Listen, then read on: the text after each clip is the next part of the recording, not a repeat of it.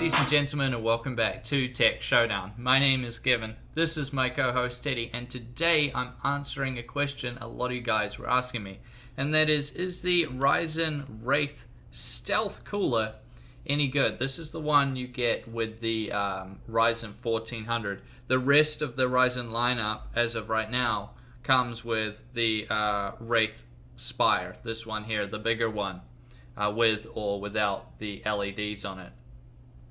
So quite a good question there for a lot of the people out there that were maybe looking at buying the Ryzen 5 1400 but weren't sure if that stock cooler was any good. So let's jump right into it then.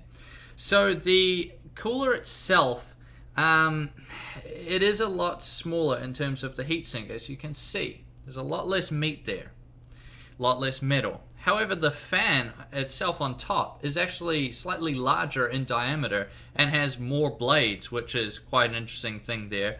When we look around to the base, we see that the Spire has a copper base plate, whereas you don't get that on the Stealth, although it is slightly larger. So that's quite an interesting point there too. So all in all, just looking at them, you would assume the Spire would be better, even though the fan is slightly larger on the Stealth. So let's get to the testing then, because this is just going to be a quick video. So I tested with the Ryzen 5 1400. Obviously that would be the main one you would want to test, since that's the CPU which comes with the Wraith Stealth. So I tested at stock speeds and also at an overclock speed of 3.8 gigahertz at 1.4 volts. I think that's very, very achievable for everybody out there, and I think that's very fair. And to monitor, I used AIDA64's monitor and also hardware monitor, as that's the one AMD actually recommends. And both of them were very reliable, and they both gave me the same accurate figures. So let's jump in then with the first test. And it was AIDA64's stress test for 5 minutes. So we see that the Wraith Spire does a good job. I mean, they both do a good job at stock speeds, but when it starts getting hot, yeah, the Spire does better, but the Stealth still does a pretty good job. 88 degrees is getting hot, but I wasn't seeing any thermal throttling. You won't start to see that until it goes into the 90-degree range. So yeah, very good there out of the Stealth. Obviously the Spire's better, but it still does a fairly solid job. Moving now to Handbrake, a 13-minute 1080p video encode usually runs for about 6 minutes, or 5 to 6 minutes depending on the overclock.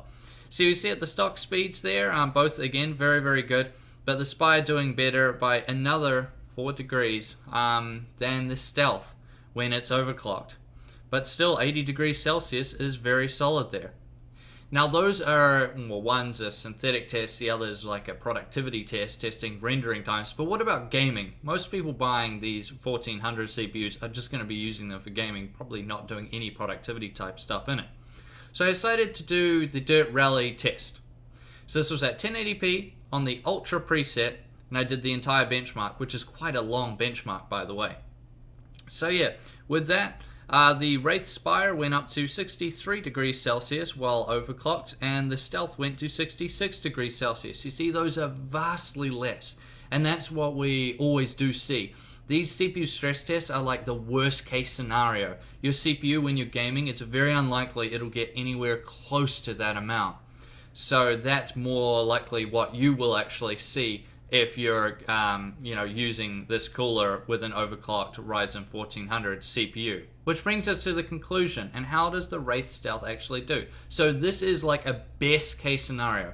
All of those tests were adjusted to be at 21 degrees Celsius. And it was tested in open test bench, which is obviously going to be better. So this was like best case scenario for the Stealth. However, in saying that, it definitely isn't as bad as a lot of people make it out to be. Now both of these coolers are brand new. I took them straight out of the box and tested them like that. So yeah, very interesting there between the two. I honestly thought the Spire would do a lot better. Now, this one is kind of hard to say because it's always going to be different, and people live with different climates. Say if you live in Northern Australia or you live in Texas or something, it's obviously going to be a lot hotter than here in New Zealand.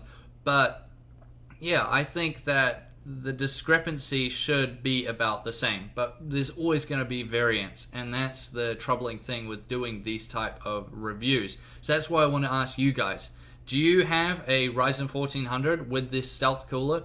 What temperatures are you getting out of it when you do some of these tests? Or do you have a Ryzen CPU and you have the Spire cooler?